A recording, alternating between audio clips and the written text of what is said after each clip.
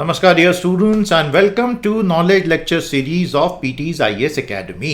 आज हम आ गए हैं हमारे 22वें लेक्चर में, लेक्चर नंबर 22 और इंडियन इकोनॉमी की बारी है भैया आज। और ये हमारा इकोनॉमी का 8वां लेक्चर होगा। कल हम लेंगे साइंस और टेक्नोलॉजी और परसों लेंगे एनवायरमेंट इकोलॉजी। अभी मैंने जो कल सेशन लिया था heat waves, heat islands, heat dome, आपने पूरा अच्छे से देख लिया। यूरोप और अमेरिका, कनाडा में अभी जो दिक्कतें चल रही हैं, खासतौर पे north America, Canada, Pacific north west, बहुत भयानक हालत है हीट वेव्स की, हीट डोम की, वो मैंने अच्छे से समझाया, देख लेना। तो साथियों, आज इंडियन इकोनॉमी में हम और क्या टॉपिक ले सकते हैं सिवाय 4 इयर्स ऑफ जीएसटी। 1 जुलाई 2017 को भारतीय संघ ने एक बहुत बड़ा डिसीजन लेकर अपने आप को एक नया टैक्स सिस्टम दिया था। इनडायरेक्ट टैक्स हमने सेंट्रलाइज कर लिए थे और आज उसको 4 साल पूरे हो गए। देखते देखते 4 साल निकल गए। कहाँ, रात को 12 बजे पार्लियामेंट के सेंट्रल हॉल में सब बैठे थे और प्रधानमंत्री मोदी जी ने और राष्ट्रपति स्वर्गीय प्रणब मुखर्जी ने उस वक्त इनॉग्रेशन किया था। And now 4 years have gone by. तो ये बिल्कुल सही समय है एक पूरा स्टॉक टेकिंग का कि इसकी दिशा और दशा अभी कैसी चल रही है। तो ये हमारा कॉन्सेप्चुअल अंडरस्टैंडिंग का लेक्चर होगा, analysing 4 years of GST. Happy with the topic, बहुत मजा आएगा। आइए दोस्तों शुरू करते हैं। पहले मुझे कंफर्म कीजिए पूरे 22 लेक्चर आपने देखे कि नहीं, लाइक और शेयर कर रहे हो ना, और चैनल को सब्सक्राइब कर रहे हो। देखिए, जब आप लाइक करेंगे, शेयर करेंगे तो YouTube द्वारा रेकमेंडेड वीडियोस में हमारा वीडियो आना शुरू होगा। ये सारी मेहनत जो है ज़्यादा से ज़्यादा लोगों तक पहुंचे, उसमें आपकी मदद बहुत ज़रूरी है। और आप और आपके साथी चैनल के साथ अगर जुड़ेंगे तो हमारी टीम का मनोबल बढ़ेगा, वो बहुत ज़रूरी है। तो प्लीज़ कोऑपरेट करें, बहुत साथ दें, लाइक करें, अपने दोस्तों के साथ शेयर करें, YouTube पर भी शेयर करें और इसे आगे बढ़ाने में हमारी टीम का मनोबल बढ़ाते रहें। आपके लिए गुड न्यूज़ है, कल मैं आपके लिए कॉम्प्रिहेंसिव लेक्चर लेकर आ रहा हूं। ये लेक्चर फ्री रहेगा, यूट्यूब पर ही रहेगा। 100 years of communism in China. बहुत लंबी रिसर्च के बाद मैंने इसे बनाया। मैं चाइना को 1991 से स्टडी करता आ रहा हूं। 30 साल मुझे हो गए चाइना को गहराई से पढ़ते हुए। वो सारे नॉलेज का निचोड़ मैं आपको कल मेरे कॉम्प्रिहेंसिव लेक्चर में दूंगा। इस लेक्चर को बिल्कुल मिस मत कीजिएगा। यूट्यूब पर रिलीज होगा कल। ये ठोको ताली बोलो संदीप सर जिंदाबाद। और बस 4 दिन बचे हैं, एसएनटी क्रैकर शुरू हो जाएगा और 7 दिनों में हमारा इकोनॉमी क्रैकर। ये दोनों कोर्सेज ज़रूर आप ज्वाइन कीजिएगा। तो ये है हमारा इकोनॉमी का सिलेबस और ये है पेपर 4 GS3 जिसमें से ये सिलेबस निकलता है। ठीक है ना भैया। तो साथियों, लंबे समय तक जुड़े रहिएगा। मज़ा आ रहा है, साथ में पढ़ रहे हैं, पढ़ा रहे हैं, वी आर ऑल लर्निंग। और आपको इंटरस्टेलर का एनालिसिस अच्छा लगा तो मैं आगे और मूवीज़ का भी ला सकता हूँ, अगर आप सबको लगता है कि उससे वैल्यू एडिशन होगा। क्योंकि मैंने सारी मूवीज़ देखी हैं, जितनी भी अच्छी मूवीज़ आती है मैं एक भी नहीं छोड़ता हूँ। तो मुझे खुशी होगी एनालिसिस करके। एनालाइजिंग 4 इयर्स ऑफ जीएसटी, इसका प्रॉमिस क्या था, इसके पेन पॉइंट्स क्या रहे, आज के नंबर और एनालिसिस क्या है, आगे का रास्ता क्या है और एग्जाम के क्वेश्चंस कौन से हैं। भारत में एक चीज बहुत अच्छी है, कुछ भी अच्छा हो या बुरा हो, एग्जाम के क्वेश्चन ढंग से करता है स्टूडेंट। ये बहुत अच्छी बात है भैया। तो वो तो हम आपको कराएंगे ही कराएंगे। और जब तक आप आंसर्स देते रहेंगे कमेंट्स में, मैं एग्जाम के क्वेश्चंस लाता रहूंगा। शुरू करूं द प्रॉमिस ऑफ जीएसटी। प्यारे दोस्तों, इससे पहले कि मैं अपना एनालिसिस देना शुरू करूं, आइए आज देखते हैं GST council, finance ministry, Bharat सरकार के द्वारा आज 4 साल पूरे होने के उपलक्ष्य में क्या क्या ऑफिशियल कम्युनिकेशन जारी किए गए। तो सबसे पहली चीज, भारत सरकार जो पहले दिन से बोल रही है कि जीएसटी दरअसल गुड एंड सिंपल टैक्स है। इससे ईज ऑफ डूइंग बिजनेस बहुत बड़ा है और व्यापारियों को बहुत फायदा हुआ है। फिर बहुत सारे आंकड़े यहां दिए, इनको आप देखिएगा। और इससे सरकार यह साबित करने की कोशिश कर रही है कि भाई हमने जीएसटी को काफी हद तक सफल बनाया है, डिस्पाइट जो भी हिकअप्स रहे हों। लेकिन जीएसटी एक अच्छी चलती हुई व्यवस्था है, गुड एंड सिंपल टैक्स, ये सरकार का दावा है। मैं ऑफिशियल कम्युनिकेशन दिखा रहा हूं पहले आपको, ठीक है, ये पहले दिखना चाहिए। ई वे बिल सिस्टम आया movement of goods across the nation का, ताकि ट्रांसपोर्टेशन करते समय किसी भी तरह का फर्जीवाड़ा और टैक्स से बचने का काम नहीं हो, सप्लाई चेन एफिशिएंसी बढ़े। सिंगल ई वे बिल पूरे भारत में चलता है और कार्बन फुटप्रिंट कम होता है क्योंकि कागज पत्री उसमें कम लगती है और 50,000 से ज़्यादा के कंसाइनमेंट पर लगता है। कोई भी ऑनलाइन जनरेट कर सकता है, चीज़ें फास्ट होती हैं। फिर सरकार ने कहा कि भैया ग्रोथ अच्छी चल रही है और हम अब 1.25 लाख करोड़ महीने के एवरेज फिगर पर आ गए, जो पहले 1 लाख करोड़ का था। फिर सरकार कहती है कि बहुत आसान कर दिया हमने जीएसटी का रजिस्ट्रेशन करवाना और ये सारी चीजें जो हैं हमारी उपलब्धियां हैं। तो थैंक यू टैक्स पेयर्स, आपने बहुत अच्छा साथ दिया, ऐसा सरकार का कहना है। चलिए, बढ़िया बात है। तो प्रॉमिस ऑफ जीएसटी क्या था? प्यारे साथियों, मैं आपको बिल्कुल सरल भाषा में चीज़ें समझाऊंगा, बहुत अच्छे से समझिएगा। 30 मिनट में टॉपिक को कंप्लीट कर लेंगे, ठीक है। सभी एग्जाम्स में काम आएगा और सिविल सर्विसेज के लिए तो हमने बनाया ही है। देखिए दोस्तों, भारत यूनियन ऑफ स्टेट्स है और इसको जब हमने 1950 में बनाया हमारे संविधान में, तो हमने यूनियन को थोड़ा ज़्यादा ताकतवर बनाया और स्टेट्स को हमने काफ़ी ऑटोनॉमी दी। ऐसा नहीं है कि भारत के स्टेट्स पूरी तरह से कमज़ोर हैं, उनके पास कोई अधिकार नहीं है, उनको भी ऑटोनॉमी काफ़ी हद तक दी गई। और स्टेट्स को दी गई ऑटोनॉमी का सबसे बड़ा पहलू होता है राज्यों को अपना अपना सेल्स टैक्स कलेक्ट करने की ताकत। ये 7 दशकों तक रही और जब भी सेल्स टैक्स के झगड़े होते थे और बड़ी बड़ी कंपनियां या केंद्र और राज्य सरकार की लड़ाइयां होती थी, तो सुप्रीम कोर्ट में जाती थी। सुप्रीम कोर्ट ने इनवेरिएबली हमेशा स्टेट्स का ही साथ दिया है, क्योंकि टैक्सेशन के मामले में स्टेट्स की अथॉरिटी को प्रोटेक्ट करना सुप्रीम कोर्ट ने फेडरलिज्म में बेसिक स्ट्रक्चर कॉन्स्टिट्यूशन में महत्वपूर्ण माना। तो आप जो टैक्सेशन का लेजिस्लेशन उठा के देखेंगे, केस लॉज देखेंगे, उसमें आपको पता चलेगा कि स्टेट्स हमेशा सेल्स टैक्स वाले मामले में उनका पक्ष जुडिशरी ज्यादा सुनती थी। ये मैं क्यों बता रहा हूं, अभी बताता हूं। तो ये जो राज्यों की ताकत है, स्वायत्तता है, लिमिटेड थी, लेकिन primarily it was grounded in their ability to tax their citizens. समझ में आ गया? जो भी व्यापारी किसी राज्य में, महाराष्ट्र में है, तो वहां का राज्य उस पर सेल्स टैक्स लगाएगा। उसकी वजह से क्या हुआ कि पूरे देश में अलग अलग प्रकार के इनडायरेक्ट टैक्स रेट्स क्रिएट हो गए समय के साथ, और राज्यों ने अपने अपने राज्यों में लगाया, जिससे जो अलग अलग राज्यों में काम करने वाले व्यापारी थे, बिजनेसेस थे, एमएनसीज थे, उनको फिर उतनी लीगल टीम रखनी पड़ी, अकाउंटेंट्स रखने पड़े। I mean there were multiplicity of issues involved. अच्छा, डायरेक्ट टैक्सेस हमारे यहाँ काफ़ी कम है, तो जिसमें हम इनकम टैक्स और कॉर्पोरेट इनकम टैक्स जो मानेंगे, ये सब पहले दिन से हमारी केंद्र सरकार कलेक्ट करती है। इसके पीछे संविधान में लॉजिक दिया कि एक आदमी डायरेक्ट टैक्स कलेक्ट करे, ये बहुत आसान होता है, और फिर फाइनेंस कमीशन आर्टिकल 280 में बनेगा हर 5 साल में, और वो बंटवा देगा। तो वो पैसा शेयरेबल पूल से बटेगा वर्टिकली और हॉरिजॉन्टली, इसलिए डायरेक्ट टैक्स केवल यूनियन को दिया गया। अमेरिका में ऐसा नहीं होता है। अमेरिका के 50 राज्य खुद का डायरेक्ट टैक्स भी कलेक्ट करते हैं, और जो फेडरल गवर्नमेंट है वो भी कलेक्ट करती है। इंडिया में states do not collect direct taxes in terms of income taxes. आ गया समझ में? तो जो वित्त आयोग होता है, अभी तक हर 5 साल में गठित हुआ ही है, और यही पूरा का पूरा करों का बंटवारा करवा देता है। सिस्टम बहुत अच्छा चला। सुप्रीम कोर्ट हमेशा पहले वाली व्यवस्था में, जब जीएसटी नहीं आया था, तो राज्यों का साथ देता था। अब आप एक बात समझिए कि जब 1 जुलाई 2017 को भारत के सारे राज्यों ने अपने अपने राज्य में कानून बनाकर अपने अधिकार त्याग दिए, मतलब कितनी बड़ी बात है, that the constituent federal units of the federation of India actually gave up their power to tax. कौन देश, कौन राज्य, कौन क्वाज़ाई फेडरल यूनिट कभी अपना टैक्सेशन का राइट छोड़ेगा? लेकिन अरुण जेटली जी ने सबको मना लिया कि भाई 1 नेशन 1 टैक्स बनाना है तो साथ आ जाओ, और मैं तुम्हें वादा कर रहा हूं अगले 5 साल हर साल 14% से ज्यादा टैक्स तुमको कलेक्ट कर, तुम्हारी किटी में आएगा। सो इट इज गारंटीड, ये तुम्हारा प्रोटेक्टेड रेवेन्यू है। जितना तुमने पिछले साल कमाया 15-16 में, उससे 14% हर साल बढ़ता रहेगा 2017, 18, 19, 20, 21, 22 तक। अब 2020 में ये वादा टूट गया। सरकार ने कहा एक्ट ऑफ गॉड, पैंडेमिक, हम नहीं दे सकते कंपनसेशन से। वहां से बहुत झगड़े शुरू हो गए जीएसटी काउंसिल में, काफी विवाद इस पे हुआ था। तो जेटली साहब की ये दूरदर्शिता थी, विजडम था, कन्विंसिंग पावर थी, और अपोजिशन रूल स्टेट से भी उनको बहुत सपोर्ट मिला। अब जैसे अमित मित्रा जी हैं पश्चिम बंगाल के, उन्होंने बहुत बड़ा रोल प्ले किया, और आज वो सबसे ज्यादा नाराज हैं कि जीएसटी काउंसिल में कोई सुनवाई नहीं। तो इसके लिए थोड़ी हम जीएसटी से जुड़े थे।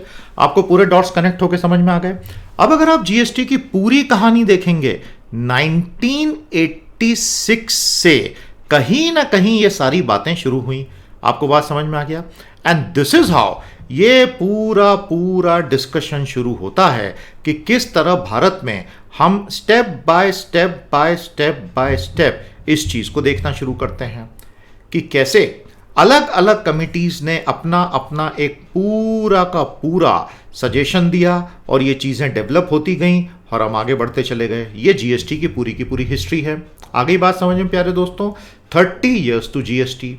अगर आप देखेंगे 30 इयर्स टू जीएसटी, तो 1986-87 से विश्वनाथ प्रताप सिंह ने ही मॉडिफाइड वैल्यू एडेड टैक्स जब से किया था, तो वो जीएसटी का पहला कदम था। आगे आपको समझ में?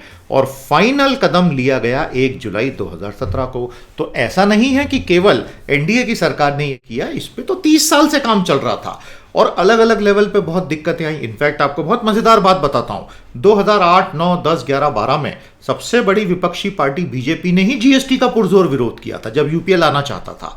तो पॉलिटिक्स में सब चलता है, विरोधी पक्ष काफी कुछ बोलता है, जरूरी नहीं कि वो सत्ता में आने के बाद भी वही करे, उसका पूरा का पूरा पासा पलट भी सकता है, वो हम देख चुके हैं। And this is what politics is all about. तो उसको लेके ब्लड प्रेशर बढ़ाने की जरूरत नहीं, गोलियां खानी पड़ेंगी, शांत रहो।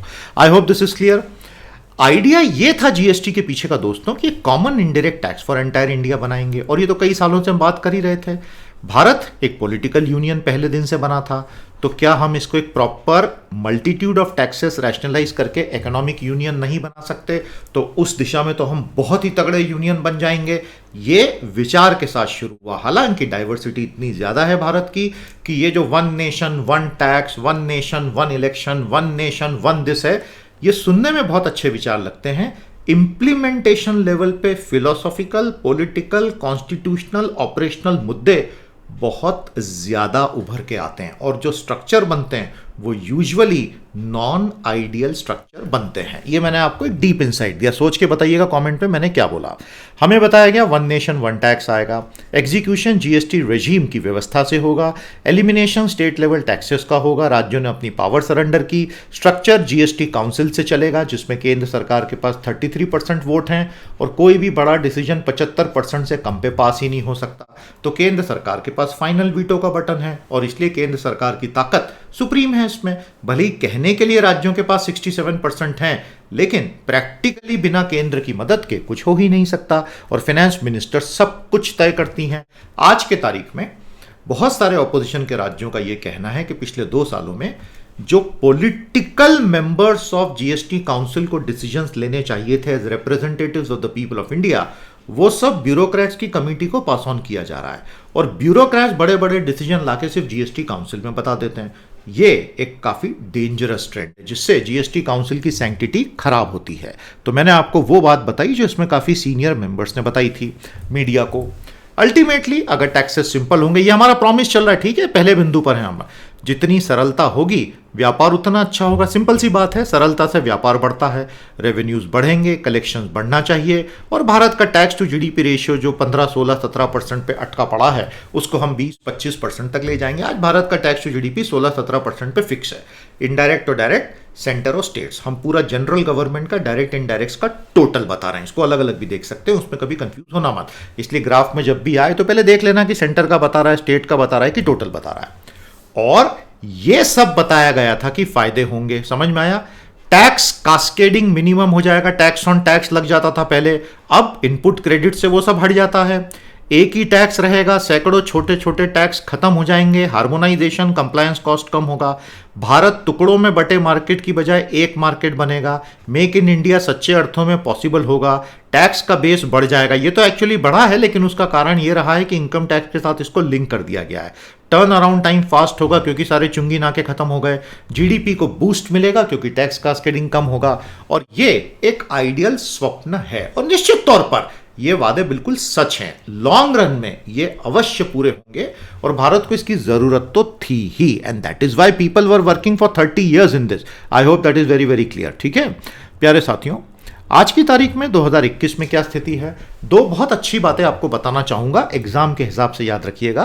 पहली बात यह है कि भारत में personal income tax collection became greater than corporate income tax collection. ये बहुत इंसाइटफुल है पैंडेमिक ईयर में, और उसका कारण है कि कॉर्पोरेट इनकम टैक्स में लंबी चौड़ी छूटें दी सरकार ने।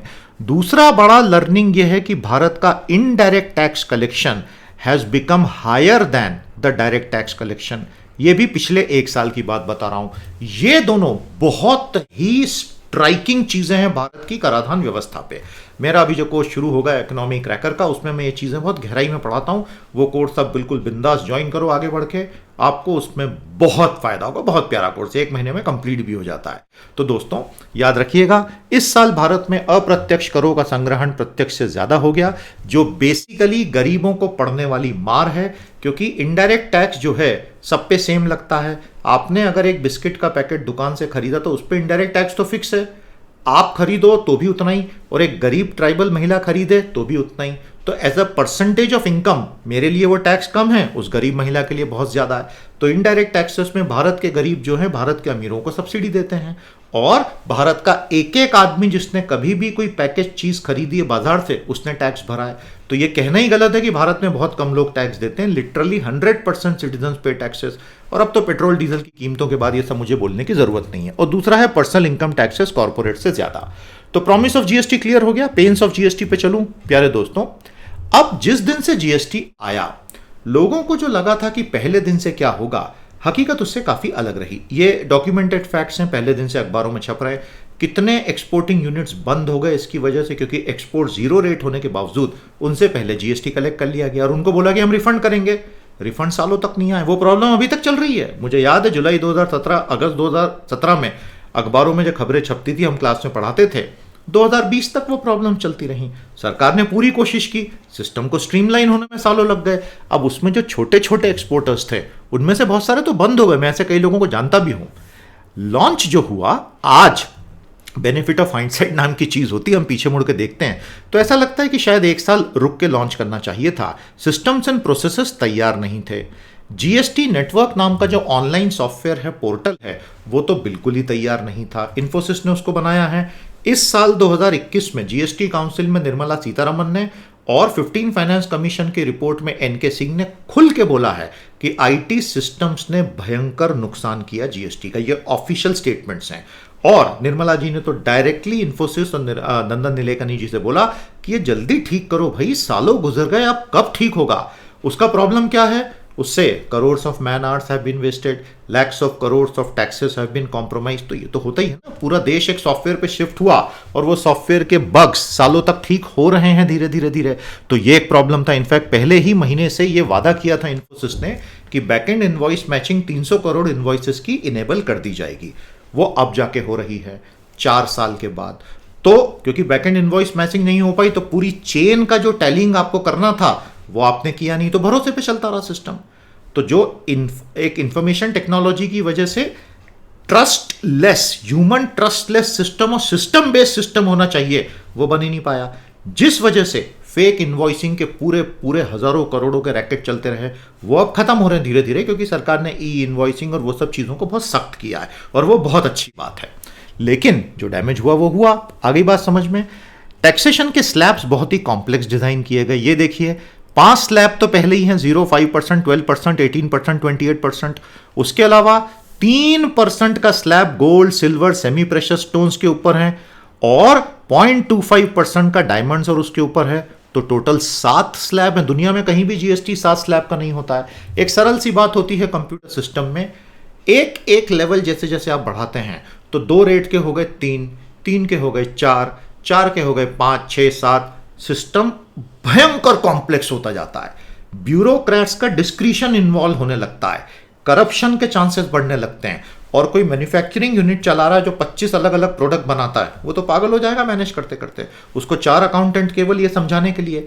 इसी वजह से भारत की बहुत सारी एमएसएमईज बुरी तरह से अब कमजोर पड़ चुकी हैं और फॉर्मल सेक्टर की बड़ी कंपनियों ने पैंडेमिक आने के बाद बड़ा मार्केट शेयर छीन लिया, जिससे उनकी स्टॉक प्राइसेस आसमान में पहुंच गई और स्टॉक मार्केट में के शेप रिकवरी स्पष्ट दिखाई दे रही है। ये मैं नहीं बोल रहा हूं, senior officials of the indirect taxes board बोल रहे हैं कि हमें अब बहुत चिंता हो रही है कि इनफॉर्मल सेक्टर, अनऑर्गेनाइज सेक्टर की कंपनियां धड़ाधड़ मार्केट शेयर लूज कर रही हैं। तो इसमें क्या चिंता, ये तो सोशल डार्विनिज्म है, सर्वाइवल ऑफ द फिटेस्ट।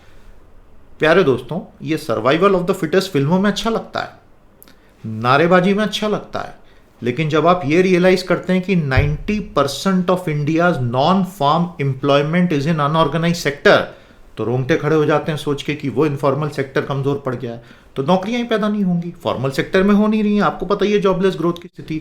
आपको सारे डॉट्स कनेक्ट होते समझ में आ रहे हैं कि नहीं? तो मैंने अभी जो समझाया समझा दीजिएगा। अब मैं जानता हूं आप में से कुछ लोगों को शायद ये बातें कड़वी भी लगती होंगी, क्योंकि मैं बिल्कुल स्पष्ट फैक्ट्स बता देता हूं, लेकिन मैं जो बता रहा हूं ये डॉक्यूमेंटेड चीजें हैं और मैं स्पष्ट बता रहा हूं। आप इनमें से अपने पसंद की चीजें उठा लीजिए जो आपको ठीक लगे, दिक्कत नहीं है, लेकिन ये सब सिलेबस से रिलेटेड है और सब कुछ उठाएंगे एक साथ तो ज्यादा अच्छा रहेगा। The changes made were very frequent, 40 से ज़्यादा मीटिंग्स हो चुकी हैं जीएसटी काउंसिल की, नए नए नोटिफिकेशन आते रहे। बड़ी कंपनियों के लिए आसान है, उनके पास बहुत बड़ी टीम्स होती हैं। छोटे छोटे एमएसएमईज 10 लोगों के, 50 लोगों के, 500 लोगों के, उनको काफ़ी तकलीफ होती रही। बहुत सारे बिजनेसेस जो जीरो रेटेड थे उनको क्विक रिफंड्स मिले नहीं। ई वे बिल सिस्टम पहले 1-2 महीने पूरा कोलैप्स पड़ा रहा, बाद में बहुत अच्छा चल रहा है। और ओवरऑल ग्रोथ ऑफ रेवेन्यू नवंबर 2020 तक पिकअप ही नहीं हो पाया। महीने का 1 लाख करोड़ के आसपास ही कलेक्शन रहा, जबकि 1.25 लाख करोड़ का टारगेट था। अब उसके आगे चला गया, which is a very good thing. प्यारे साथियों, आज की तारीख में स्थिति यह है कि जीएसटी काउंसिल पर केंद्र सरकार का नियंत्रण बहुत जबरदस्त हो गया है। आप देख लीजिए, जो न्यूट्रल स्टेट्स हैं, ऑपोजिशन स्टेट्स हैं, अब 12 हैं। बीजेपी रूल स्टेट्स हैं 19 हैं। केंद्र सरकार के पास वोट है 2, तो 12 + 19 + 2 ये हो गया 33, टोटल 33 वोट होते हैं। तो केंद्र सरकार यानी बीजेपी जो चाहती है वही नियम बनता है, और ऑपोजिशन इस वजह से बहुत परेशान है, क्योंकि उनकी जायज मांगे, खास तौर पर पैंडेमिक के समय कंपनसेशन सेस की शॉर्टेज, खास तौर पे जब लॉकडाउन की वजह से स्टेट के अपने सारे रेवेन्यू मारे गए। भाई लैंड रेवेन्यू मारा गया, property tax, stamp duty, registrations के पैसे मारे गए, व्हीकल रजिस्ट्रेशन और टैक्सेस के सारे पैसे मारे गए, अल्कोहल टैक्स, ये सब रेवेन्यू बंद हो गया था। तो उनकी तो रेवेन्यू शीट ही पूरी कोलैप्स हो गई, बैलेंस शीट कोलैप्स हो गई। ऐसे में कंपनसेशन भी सही समय पर नहीं मिलना, जो ओरिजिनल वादा था 14% 5 साल तक बढ़ेगा, इस वजह से 2020 में फ्रिक्शन काफी बढ़ गया। आपको बैकग्राउंड समझ में आ गया? तो जीएसटी काउंसिल में 33 सदस्य होते हैं। यह भारत का बहुत बड़ा फेडरल एक्सपेरिमेंट है। फेडरल एक्सपेरिमेंट का मतलब होता है अल्टीमेटली भारत एक संघीय ढांचा है। केंद्र सरकार को थोड़ी ज्यादा शक्ति दी गई है, यूनियन गवर्नमेंट को। पूरे संविधान में कहीं भी सेंटर वर्ड यूज नहीं हुआ, ध्यान रखना। सेंटर और सेंट्रल गवर्नमेंट, केवल यूनियन वर्ड यूज हुआ। यूनियन में एक सेंस होता सबको जोड़ के चलने वाला, सेंटर में होता बीच में एक बड़ा आदमी बैठा और वो सबको एक राजा की तरह चला रहा है। तो इसलिए संविधान में सेंटर वर्ड ही कहीं नहीं है, पता नहीं बाद में कहां से आ गया, और आजकल हर कोई सेंटर ही बोलता है, लेकिन है एक्चुअली यूनियन।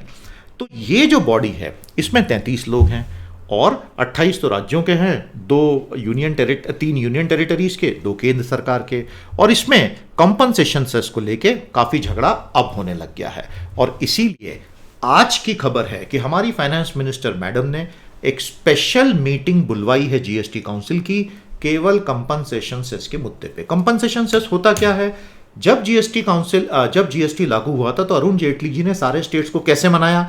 अरे स्टेट्स मना भी तो कर सकते थे ना कि हमको कानून नहीं बनाना असेंबली में, हमको नहीं जुड़ना जीएसटी से। क्या कर लेता केंद्र? कुछ भी नहीं कर सकता था। अब सबको मना लिया, ये कह के मनाया कि तुमने पिछले साल जो कमाया था हम उससे 14% ज्यादा तुमको देंगे ही देंगे। अब नॉर्मल व्यापार से आ जाए तो बहुत अच्छा, नहीं आएगा तो हम क्या करेंगे, 28% वाला जो स्लैब है, मैंने अभी आपको स्लैब दिखाए थे ना, ये जो 28% वाले स्लैब में जितने भी ये गुड्स हैं, इन सब के ऊपर एक सेस लगाया जाएगा। ये सिन गुड सेस होगा, और वो सारा सेस एक अलग अकाउंट में जाएगा, और उससे आपका 14% में जितनी कमी होगी उसकी भरपाई कर दी जाएगी। और पहले 2 साल कोई दिक्कत नहीं हुआ क्योंकि कलेक्शन बहुत अच्छा रहा। उसके बाद कलेक्शन तेजी से गिरने लग गया, और जब कलेक्शन गिरा तो भारत सरकार ने पल्ला झाड़ लिया कि हम कुछ नहीं कर सकते, एक्ट ऑफ गॉड। तो सारे राज्यों ने ये बोला, मतलब नॉन बीजेपी रूल ने, बीजेपी रूल वाले तो मुंह बंद रहता, कुछ बोलते ही नहीं है। जो नॉन बीजेपी है उन्होंने कहा कि फिर आपके सोवरेन प्रॉमिस की कोई कदर ही नहीं है। जो केंद्र होता है उसके प्रॉमिस का आप एक्ट ऑफ गॉड बोल के निकल सकते हैं ऐसा? फिर मार्केट बोरोइंग मैकेनिज्म और बड़े कॉम्प्लेक्स नए मैकेनिज्म खड़े किए गए। तो जो सोचा था, अनफॉर्चुनेटली पहले तो आ गया स्लो डाउन 2018-19 में, और उसके बाद आ गया पैंडेमिक। तो ये पेन बना हुआ। आज अनाउंस किया कि हम एक स्पेशल मीटिंग बुलाएंगे। आ गई बात समझ में? प्यारे साथियों, जब जीएसटी आया था तो सबसे पहले उसने वर्किंग कैपिटल पे बहुत लोड डाला, एंटरप्राइजेस पे मंथली कंप्लायंस का बर्डन आया। इसीलिए आज की क्लास की शुरुआत में मैंने आपको बोला ना, सरकार बोल रही हमने कंप्लायंस कम कर दिया है, और सरकार चाहती थी कि कम से कम 1.25 लाख करोड़ का कलेक्शन हर बार हो, वो अब होना शुरू हुआ है। छोटे व्यापारियों को बहुत दिक्कत आई, और जीएसटी काउंसिल में केरल, पश्चिम बंगाल, पंजाब और अब तमिलनाडु ने सीधे सीधे मोर्चा खोल दिया है। पिछली मीटिंग में तो तमिलनाडु और गोवा की भयंकर लड़ाई हो गई, क्योंकि तमिलनाडु के नए वित्त मंत्री ने बिल्कुल स्पष्ट कहा कि मैं ये मान ही नहीं सकता कि 1 स्टेट 1 वोट एक अच्छी व्यवस्था है। गोवा जैसा छोटा सा राज्य और तमिलनाडु जैसा भीमकाय राज्य, इन दोनों में क्या समानता है? गोवा वाला भी जीएसटी में 1 वोट डालेगा, मैं भी 1 वोट डालूंगा, ये तो अन्याय है। और इस पर गोवा और उसके बीच में भयंकर तकरार हो गई। कहने का मतलब यह है कि ये मुद्दे ब्रशिंग अंडर द कारपेट लंबे समय तक नहीं हो पाएगा। तो कंपनसेशन सेस में डेफिसिट जो है आप देख सकते हैं फाइनेंशियल ईयर 2019-20 से आना शुरू हुआ था, काफी झगड़ा हुआ है इसके ऊपर, और जो शॉर्टफॉल हुआ है वो सब आपके सामने है। ये 70,000 करोड़ का शॉर्टफॉल हो गया, क्योंकि जो सेस से रेवेन्यू कमाया सरकार ने सिन गुड्स पे लगाकर, और जो एक्चुअल पे करना पड़ा क्योंकि ओवरऑल स्लो डाउन था वो इतना था, तो गैप 70,000 करोड़ का। अगले साल पैंडेमिक के वर्ष में सेस इतना आया और पे इतना करना था, तो सिस्टम ही टूट गया। और अब सवाल यह है कि स्टेट्स ये बोल रहे हैं कि भाई जीएसटी में अगर रहना है 5 साल के लिए कंपनसेशन सेस बढ़ाओ, मतलब यही 14 अगले 5 साल के लिए करो, बाकी के खर्चे कट कर दो, आपके बाकी के सारे खर्चे बंद कर दो, हमको दो ना हमारा हिस्सा, नहीं तो फिर ये जीएसटी कैसे चलेगा। ये अब एक एग्जिस्टेंशियल इश्यू हो गया है। केंद्र सरकार चाहे तो स्टीम रोल करके आगे बढ़ सकती है कि भाई खत्म, हमको नहीं सुनना, हम आगे बढ़ रहे हैं, but ultimately you can not keep states unhappy and run the government, right. एक स्टेज के बाद वो वर्कआउट ही नहीं होगा।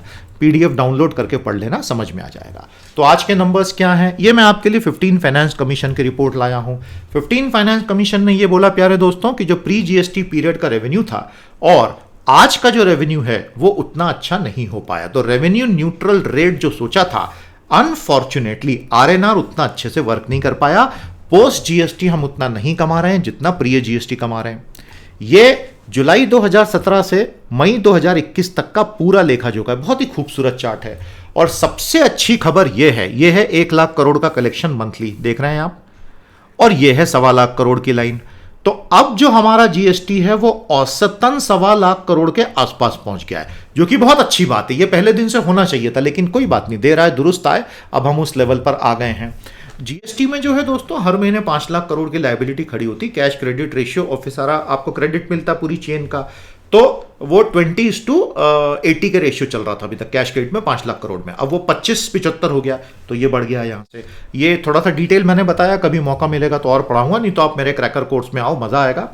प्यारे दोस्तों, मंथली कलेक्शन जो है अप्रैल में 1,40,000 करोड़ क्रॉस हो गया, अभी तक का ऐतिहासिक। और उसके जो कारण है ये आप बहुत अच्छे से समझ लो। सरकार ने कंप्लायंस बहुत सुधरवाया।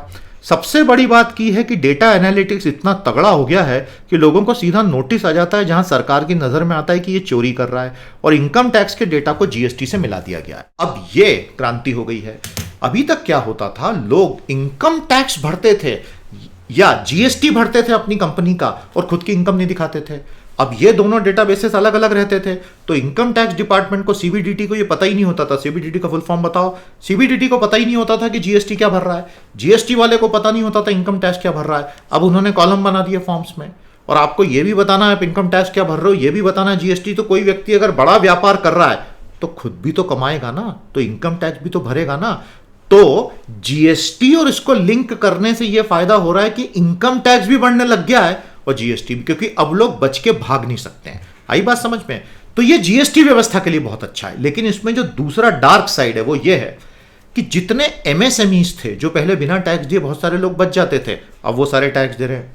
लेकिन बिजनेस लैंडस्केप में ऐसा चेंज हो गया है कि फॉर्मल कंपनियां मार्केट खींचती चली जा रही हैं और इनफॉर्मल और अनऑर्गेनाइज सेक्टर मरता जा रहा है, जो अब टैक्स भी भर रहा है।